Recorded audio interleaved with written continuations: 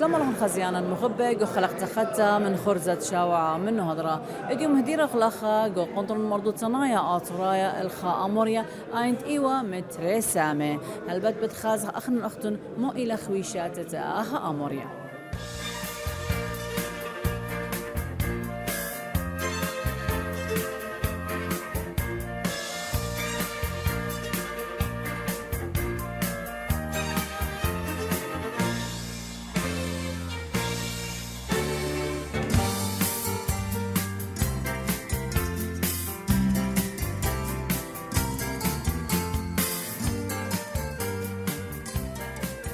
مقيم لقنطن مردود صنايا آطرايا الخارمشا مردود صنايا دخوشلة ترسامي ساما قمايا إيوة من هرطابوت ترين كتاوي وسامة تري من داها رمشة مقرولم يقرأ عامر عبد الرزاق المضاعيتا بود الشرشايوتا دهيايوتا ترافدن الجبكينشا عراقايا وبه درطت مشتقلانة شلطانة وقبي وشوت آسي وكينشا من رابا دوكاني من أطرو من قالوتا.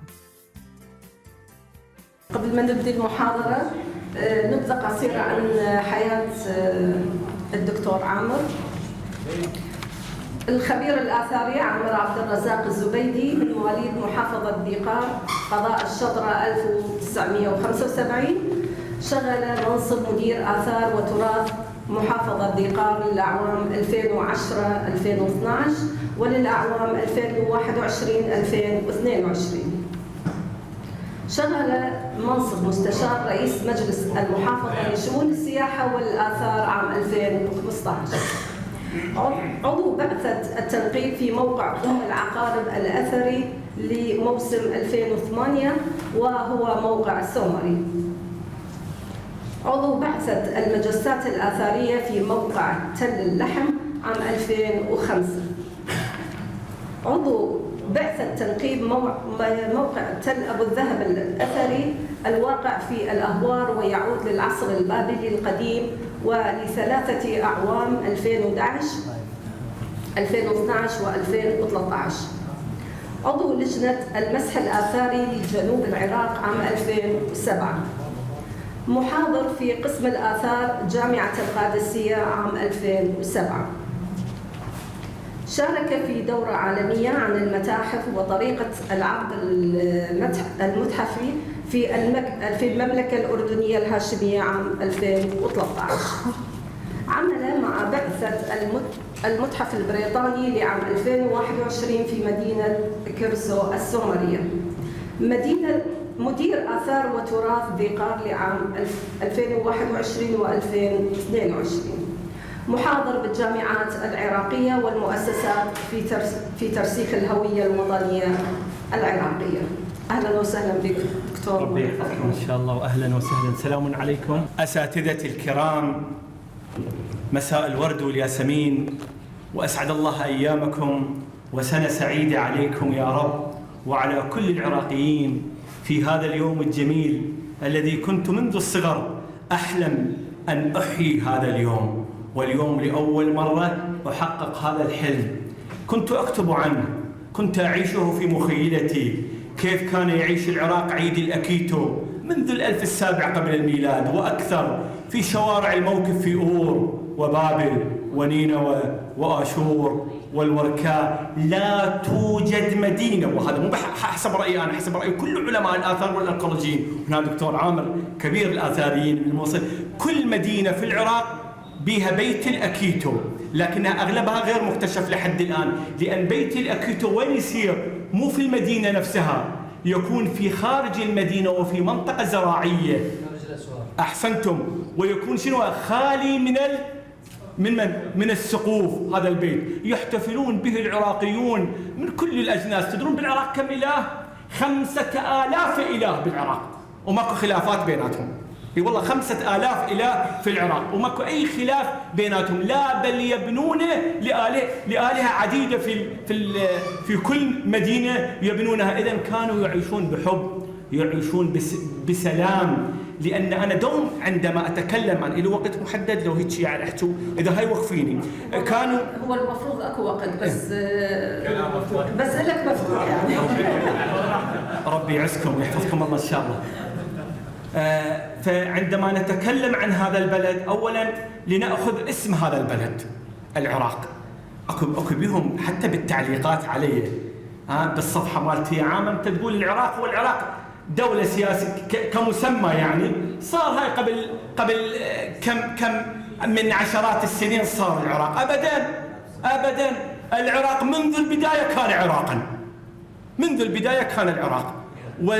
ومعنى هذا الاسم أخذ هناك رأيين. الرأي الأول أنه أخذ من مدينة أوروك، أوروك التي تقع في السماوة، مدينة قلقامش العظيم. والرأي الثاني مأخوذ من مدينة ثانية اسمها أراك أو لاراك اللي هي تل الولاية في محافظة واسط. لاراك واللي من هذه المدينة شو يسمونه؟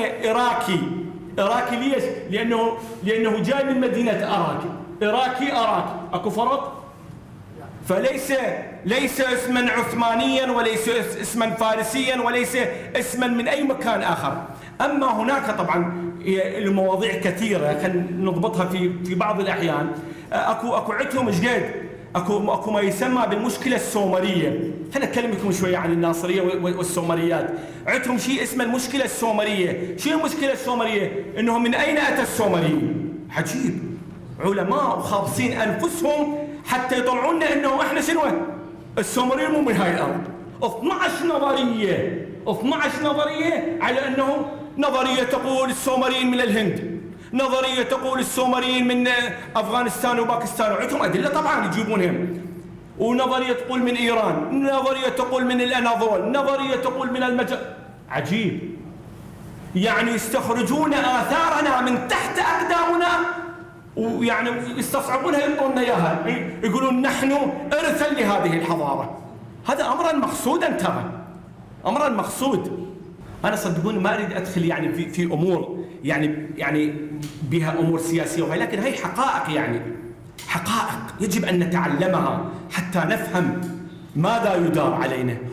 لأنه إحنا الآن، أنا دوم أقولها، أنا ما أسولف كان يا ما كان، أنا ما نسولف آثار أمور راحت، لا، هاي جذورنا. الآن الشجرة إذا ممتدة شبرين بالأرض تقع بسهولة لو ما تقع بسهولة؟ تقع بسهولة. زين إذا الشجرة ممتدة بالأرض فد 15-20 متر تكون قوية لو ما تكون قوية؟ فهاي الآثار هي جذوركم أنتم، امتدادكم. ولهذا إحنا يجب أن نفتخر بهذا الماضي، لأن يعطينا قوة لحاضرنا ويعطينا قوة لمن؟ لمستقبلنا أيضا. شوف هاي البوابة وهاي ماكو هنا،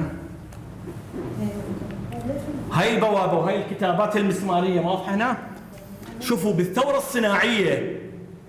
الصناعية الفرنسية اللي صارت بنهاية 1800 والثورة الفنية اللي صارت أيضا مزامنة إلها يعني في أوروبا، كانت اللوحة لونها أزرق تباع بمبالغ باهظة.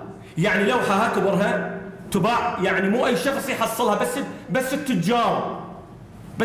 هاي بال 1850 أسولف لكم أنا، بال 1850 اللوحة اللي بيها لون أزرق، لأن اللون الأزرق من أصعب الألوان تكوينه، من أصعب الألوان. فكيف استطاعوا أن يبنوا بوابة بارتفاع أكثر من 15 متر وتنسيق الألوان تنسيق عجيب غريب، خلى البعد ذاك. هسه شوفوا، ومو بس هاي، شوفوا هذا شارع الموكب ايش قد طوله ومزجج. الآن اكو شارع بالعالم بطول كيلومتر منا وكيلومتر منا كله مزجج. الآن اكو يعني ما ادري بسويسرا بامريكا ماكو هذا الشيء، ماكو هذا الشيء، وبارتفاع 15 متر ويطوين بعد واحترام حتى بالنقطة اللي هي فوق الشريط، اللي هي فوق ال 15 متر. هسه انتم تطبون بشارع منا شارع 15 متر جدارية مالته ممتد كيلومتر واحد، تنتبه انت اصلا ما تشوفه اصلا. لا، الفنان راعى هذا الشيء، راعاه وخلاه في عملية تناسق غاية بالأهمية وغاية بالروعة. لا ما سوى. الثور المجنح اللي كم قدم إله؟ 5 أقدام. واحد بالناصرية، والله مرة من المرات واحد بالناصرية صاح لي قال سي عمر عندي سؤال وياك. قلت له قول. شوف ايش قد شعبنا يحب وطنه، والله ايش قد شعبنا من شماله إلى جنوبه من شرقه إلى غربه يعتز بتاريخه وهويته. طلع لي هاي الفئة أم 500 دينار بها الثور المجنح. قلت له ايش بيها؟ قال سي عمر شو 5 رجليا، هو الثور المجنح غير 4 غلطانين متوهمين. قل لنا. قلت له ابدا لا متوهمين ولا غلطانين. قال شنو؟ قلت له هذا من اروع عمليات المدرسه الفنيه. شلون؟ قلت له الان المدارس الفنيه باوروبا بعد النهضه الفنيه الكبرى 5 مدارس، كل المدارس الفنيه صارت بالثور المجنح. المدرسة التكعيبية عبارة عن قطع مكعبة صانعين من الثور المجنح. المدرسة السريالية يعني رجلين ثور، جسم، رأس إنسان، أجنحة. المدرسة السريالية، المدرسة التكعيبية، المدرسة الانطباعية، المدرسة الواقعية. حتى الواقعية يعني أنت الآن والله أكو بيهم يقولوا لي من ندخل للمتحف ونشوف الثور المجنح نخاف من الباوع له، يعني كأنه يرتعد بنا. وصدق هو مخيف الثور المجنح، بي في لمسات عظيمة، لأن هو حامي مدن نينوى وحامي مدن كالح والنمرود وخرسباد. إلا في آشور ما موجود الثور المجنح، إلا في مدينة آشور ما موجود الثور المجنح، لأن آشور محمية بآشور، ما يصير بها الثور المجنح، محمية بآشور. وحتى آشور هم سئلونا عليه، أستاذ أنت دورات ولا تمدح بآشور وآشور غير إله، شلون تمدح بإله؟ قلت لهم أمدحه ولا زلت أمدحه وأتوضأ بماء مدحه، والله. لأن آشور تعرفون شنو آشور؟ آشور ترى مو معناها بس مسألة إله وأله وهالأمور هاي.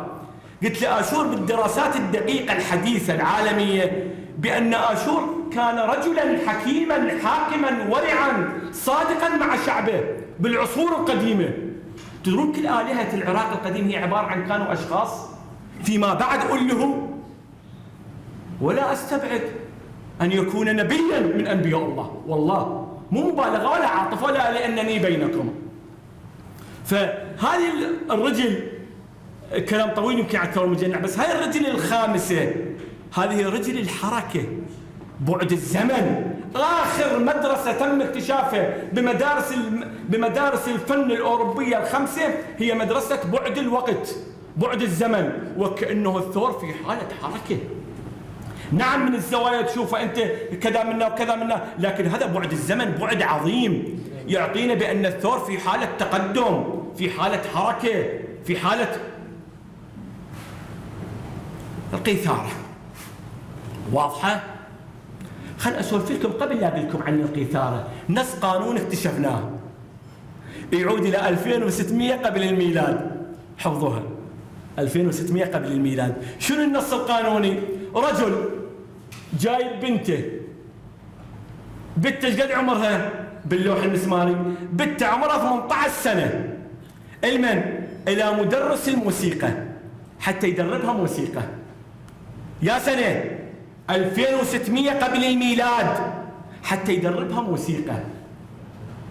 يسولف النص، لكن هنا عادي. أنا خلينا نقول عادي وياكم. تدري العجوبة شنية؟ إنه هاي البنت عامية لا ترى، بصيرة، ومدة التدريب 3 سنوات.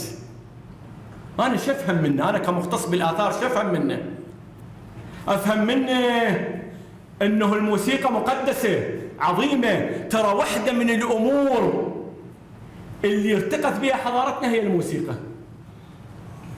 ولهذا شوركي ابن أورنمو مؤسس سلالة أور 3 اللي حكم من 2111 أور 3 صارت إلى 2006 قبل الميلاد، حكمها أورنمو شوركي أمارسن شوسن أبسن.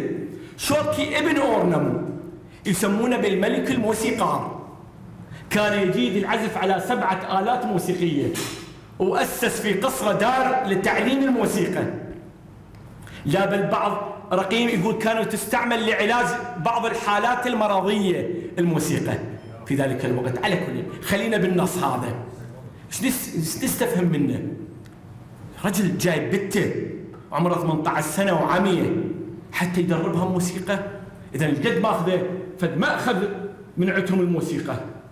وبعد 3 سنوات معناها اكو منهج، مو مدة 3 سنوات اكو منهج، وبعد اكو مكان خاص لتدريب الموسيقى.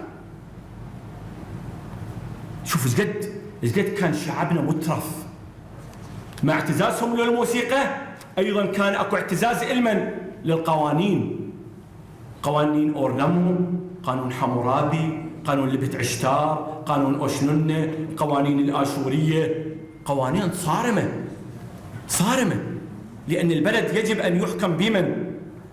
بالقانون. يعني اكو نص كلش حلو للسومريين.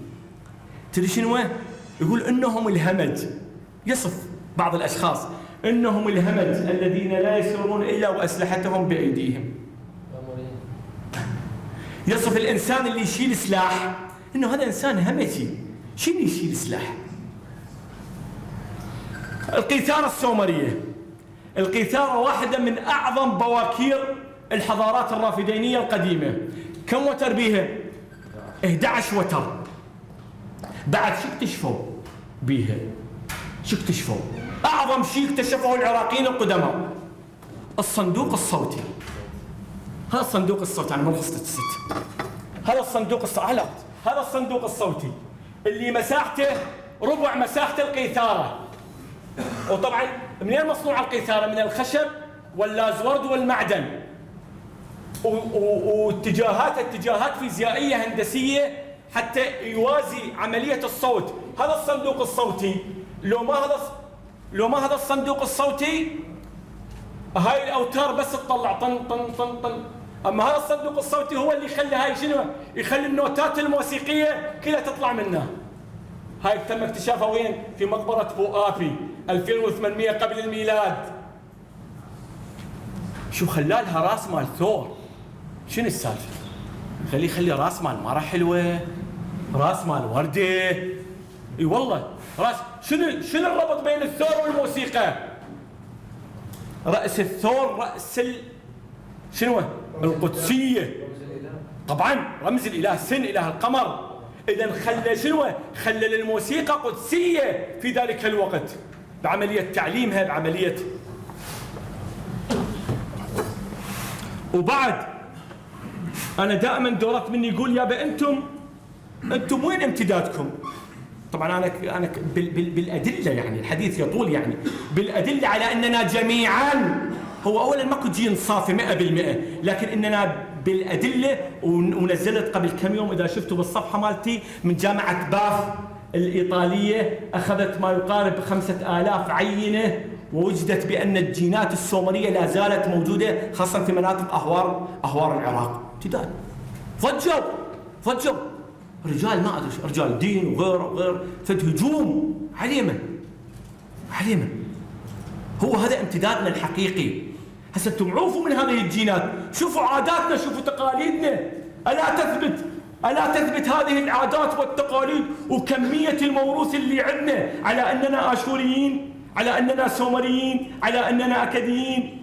السومريين والأشوريين كانوا يسكبون الماء خلف القيادات اللي تطلع للحرب أو تطلع. مو لحد الآن إحنا جداتنا وحبوباتنا تلحق علينا حتى تذب ورانا قلاص ماي يوم ما يطرد الشر. هذا سومرية بابلية آشورية قديمة. نشعل البخور أو نطقطق الحرمة وقت المغرب حتى ينطرد الشر من البيت. كانوا يسوونها السومريين. أم عيون، أم عينين، أنا مكتشفة. أكو قرص من الطين بعينين أو 5 عيون أو 7 عيون لطرد الأرواح الشريرة في سومر. إلى يومنا هذا نخليها إحنا، إلى يومنا هذا وشيطها يا لون أزرق.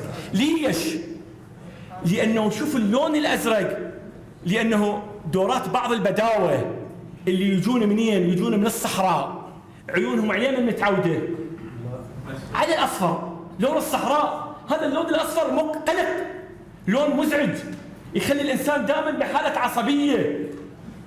فسووا لهم هسه بلكت يهدؤون شوي، خلوا لهم هاي البوابات والاسوار الزرقاء حتى تهديهم. تهدوا وطب لنا.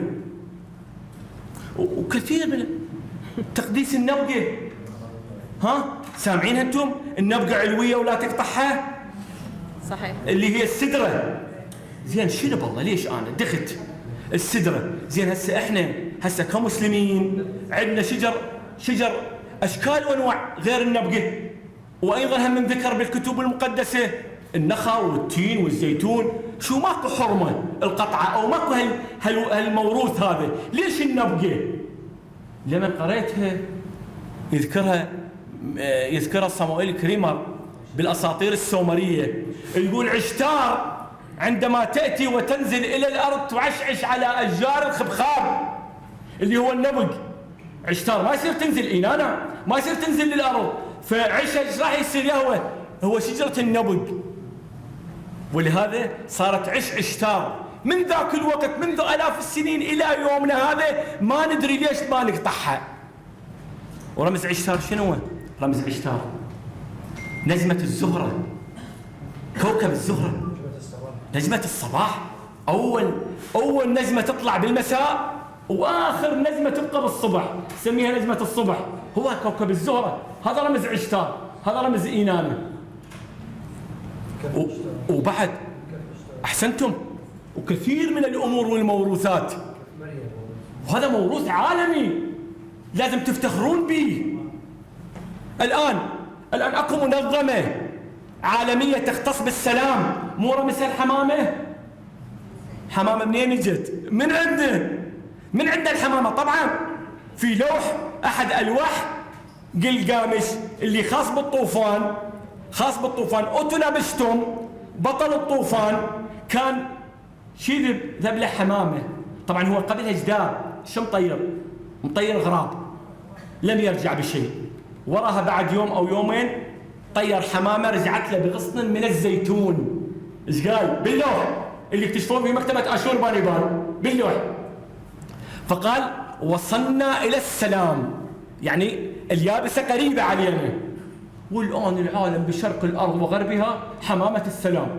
حتى شعار الأمم المتحدة اليوناني لحقوق الإنسان شعار حمام السلام. من عندكم منا أخذه. ولهذا موريس شتايلان العالم الفلكي أكو له مقولة كلش عظيمة. تدرون شو يقول نحن عالم فلكي أمريكي، يقول نحن لم نكتشف شيء، نحن نعيد ما اكتشفه السومريون. وهاي أيضا بيفت كثير من الحقائق. الآن حتى موروثنا احنا شو نقول؟ حمامة غراب، مو الواحد، لأن الغراب طيره وتنابشتم ما جاب له شيء، طير الحمامة جاب له فد شيء. شعار يمكن هسه الآن نجي شعار الصيدلة. هاي قطعة أنا لقيتها، هاي ميدالية من الذهب الخالص. إذا الجو شوية عندي موجودة صار لكم إياها، غاية بالجمال. هاي أصبع وهاي صورتها أنا بعد استخراجها من الموقع ب10 دقائق صورتها. تعود إلى 1850 قبل الميلاد. تدرون أكو خبراء من الصياغة يقولوا هذا عملية التفريغ، يعني كرات على شكل عنقود، وهاي الكرات مفرغة من الهواء. الآن يصعب عملها في وقتنا الحاضر، يصعب عملها. كيف صنعوها ب3800 سنة عمرها؟ زقورة أور، زقورات كثيرة، يعني في آشور أكو زقورات، في وركاء. واحدة من الزقورات زقورة أور، ارتفاعها الآن 16 متر ونصف، ارتفاعها الحقيقي قبل 26 متر ونصف، تتألف من 3 طبقات. تدرون كل زقوراتنا 3 طبقات. ليش 3 طبقات؟ لأن احنا دائما ننظر لجسدنا عندنا عضو واحد، عندنا فم، عندنا أنف واحد، عندنا عضوين، عندنا يدين، عندنا رجلين، بس 3 ما متكرر في جسمنا شيء 3 مرات. ولهذا العراق القديم يرى بأن 3 هو رقم ميتافيزيقي ما وراء الطبيعة، رقم بعظمة بأسرار. ولهذا سوى زقوراته ب3، والزقورة مبنية بطريقة غاية بالروعة، اللي هي شنو تشوفون منها البناء جاي هيك. هاي الطريقة يسمونها طريقة السبط، أي أن البناء يميل إلى الداخل كلما ارتفع إلى الأعلى. هذا يعطينا أمرين، يعطينا قوة ومتانة للبناء، ويعطينا خدعة بصر تخدع البصر بارتفاع أكثر من ارتفاعها الحقيقي. وهاي أكو بها الفتحات الشاقولية الممتدة، هاي تعمل على عملية التوازن الحراري. وأنا مرة إجا دكتور أمريكي هنا بال2008 وعنده كافة الأجهزة الوياه يثبت بالدليل القاطع، هي أطروحته للدكتوراه، على أنه الزقورات كانت تستعمل كساعة لمعرفة الوقت في العراق القديم. تشوفون الضيم؟ تشوفون الضيم؟ خلينا تشوفونه. كل نقطة حمراء عبارة عن مدينة أثرية. كل نقطة حمراء عبارة عن مدينة مرعبة. تدرون كم موقع أثري عندنا؟ 25,000 مدينة أثرية. بيت القصب في الأهوار، يعني البيت الوحيد الذي لا زال مستخدما منذ 1005 قبل الميلاد إلى يومنا هذا. هسه البيوت القديمة الأثرية أو الأهرامات المصرية ما تستعمل الآن كاستعمال الآن أكو واحد يندفن بالأهرامات، وكذلك في بيوت المايا والأنكا في بيرة والمكسيك أصبحت مواقع أثرية، يعني أثرية. أما هذا البيت اللي نلقاه بالأختام الأسطوانية بالألواح المسمارية بالألف السادس قبل الميلاد، لا زال إلى يومنا هذا يستعمل إلى يومنا هذا. وكان الله يحب المحسنين. وآسف جدا خاف طولت عليكم.